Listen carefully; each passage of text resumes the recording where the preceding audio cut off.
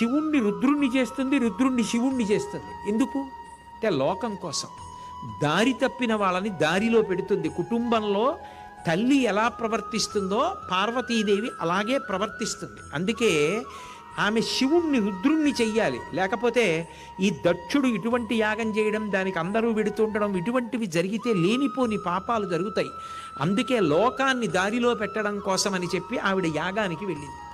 వెళితే సహజంగా ఆమె తల్లి, సోదరులు, సోదరీమణులు అందరూ వచ్చి పలకరించారు. కానీ దక్ష ప్రజాపతి కానీ ఆ ఇతరమైనటువంటి వారు కానీ ఋత్విక్కులు కానీ ఎవ్వరూ లేవలేదు, ఆవిడ్ని పలకరించలేదు. ఎందుకని? భయం. దక్ష ప్రజాపతి ఏమంటాడోనన్న భయం. ఆ భయంతో పలకరించలేదు.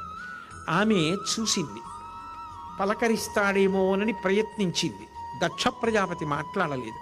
వెళ్ళి యాగంలో దక్షుడి దగ్గర నిలబడింది. నిలబడి ఒక ప్రశ్న వేసింది. పరక చితాస్తి భస్మ నృకపాల ధరుండు పరేత భూచరుండు పిశాచయుక్తుడని శర్వు నమంగళుగా తలంపలెవ్వరు ఒక్క నీవు తప్ప. మరి వాక్పతి ముఖ్యులం మహాత్ము పాద రేణువులు మస్తకమున దాల్పరే సమ్మతి చేత